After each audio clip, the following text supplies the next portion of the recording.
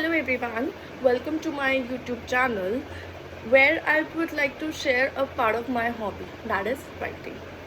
Disclaimer, I'm not a pro at writing, neither I have immense knowledge of Hindi literature. Whatever comes in my mind, I just love to jot it down, and through this channel I'm just going to present whatever I love to jot down, or you can say what are my thoughts in any topic or in reference of any topic.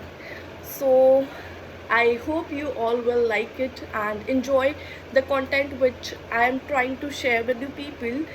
So without further wasting any time, I would like to share my first article with you people. Namaste. मैं हूँ शिल्पा शुक्ला और मैं आपके सामने प्रस्तुत करने जा रही हूँ अपनी पहली लेखनी, पेंसिल से पेन का सफ़र। उस लेखनी को आपके सामने प्रस्तुत करूँ उससे पहले मैं सहृदय धन्यवाद देना चाहूँगी अपने मामा जी कवि अंकुर मिश्रा जी को, जिनके योगदान से या जिनकी प्रेरणा से मैं आपके समक्ष ये अपनी लेखनी आपके समक्ष प्रस्तुत करने की करेज या ये कह लीजिए हिम्मत आप लोगों के सामने ला पाई हूँ। तो अब शुरू करते हैं मेरी पहली लेखनी, पेंसिल से पेन का सफ़र। कितना अजीब होता है ना इंसान, जब छोटे होते हैं मन में हर समय ख्याल बुना करते हैं कि कब बड़े हो जाए, लेकिन जब बड़े होते हैं और जीवन की ऊहापोह में उलझते हैं तब दिल करता है कि किसी तरह उसी बचपन को लौट चले, है ना।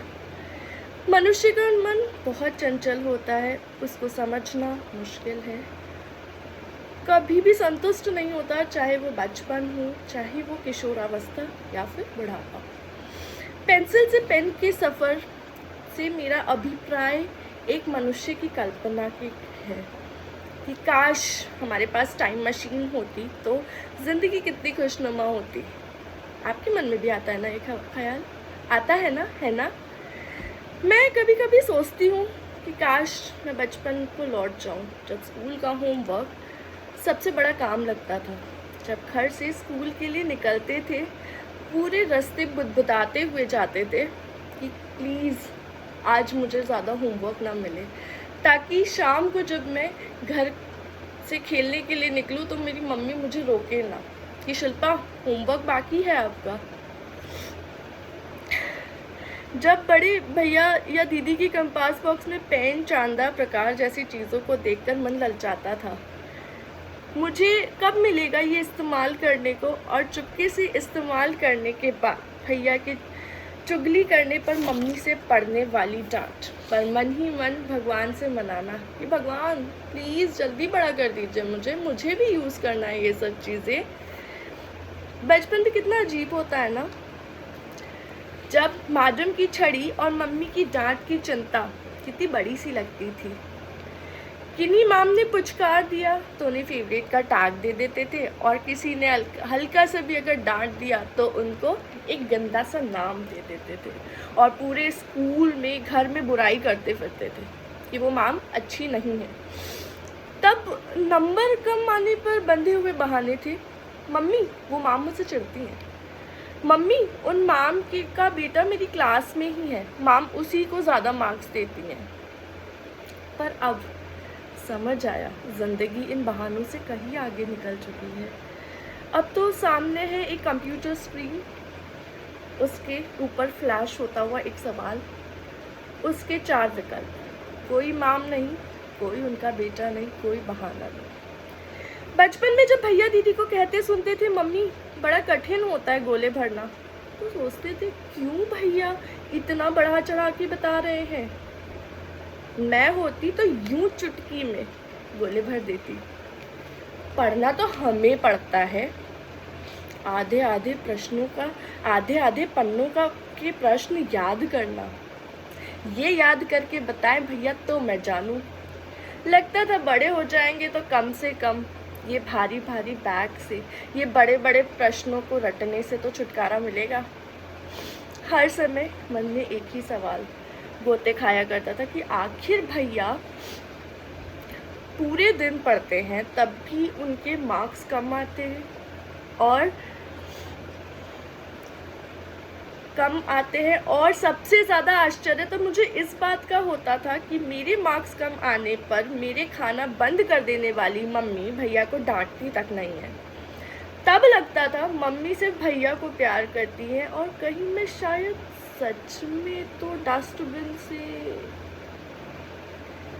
पर अब जब बड़ी हो चुकी हूँ और उलझ चुकी हूँ उन्हीं 4 विकल्पों वाली दुनिया में और समझने लगी हूँ कि कंप्यूटर स्क्रीन और इन्हीं 4 विकल्पों में मैं अपनी ज़िंदगी संवार सकती हूँ, अपने सपने पूरे कर सकती हूँ, अपने परिवार को, अपने अपनों को वो पल दे सकती हूँ जिसमें वो मुझ पे नाज करें। अब समझ पाई हूँ बचपन में जो चीज़ हलवा लगती थी उसको पाने के लिए मुझे सबसे ज़्यादा परिश्रम करना होगा। इन 4 विकल्पों में सही उत्तर ढूंढना वैसे सही ही तो है अगर उसकी संधि मैंने बचपन में हलवे से की थी, क्योंकि जितना आसानी से हलवा घुल जाता है वो ये दर्शाता है हलवाई की कला उस हलवे को बनाने के लिए, कितना सही से उसने उस रवे को भूना है और किस पॉइंट ऑफ टाइम पे कितना चीनी, कितना गुड़ या कितनी चाशनी किस समय पे उस हलवे में उसको डालनी है, वो सही समय का निर्णय उसने कर लिया है। इस लेख के अंत करते वक्त मैं बस इतना ही कहूँगी, हम हमारे भूत और भविष्य में उलझकर वर्तमान का आनंद लेने से वंचित हो जाते हैं। भविष्य ऐसा होगा कि कल्पना, भूत ऐसा था कि बातें, वर्तमान कैसा है का आकलन करने से हमें वंचित कर देती है, जबकि हमारा वर्तमान हमारे भूत के अनुसार जन्मा है एवं हमारा भविष्य का जन्म हमारे वर्तमान में लिए गए निर्णयों के आधार पर होगा। अतः हम हमारे अनुभव से सीखते जाते हैं और ये सीखना हम में हुए और हम में हो रहे परिवर्तन के प्रमुख कारण होते हैं। ये परिवर्तन जो हमें हमारे प्रति गंभीर होना सिखाते हैं, ये बताते हैं कि पेंसिल से लिखा हुआ तो मिटाया जा सकता है, परंतु पेन से लिखा हुआ मिटाने के लिए कुछ भी अभी तक इजाद नहीं हुआ है। इसी के साथ मैं धन्यवाद करूंगी, आपने अपना इतना समय दिया मेरी वीडियो को देखने के लिए, उसके लिए धन्यवाद। अगर आपको ये वीडियो पसंद आए तो please like, share and comment, और अगर आपके दिमाग में कोई टॉपिक हो जिस पे मुझे लिखना हो तो प्लीज़ आप कमेंट में अपने सजेशन भी दे सकते हैं। Thank you so much.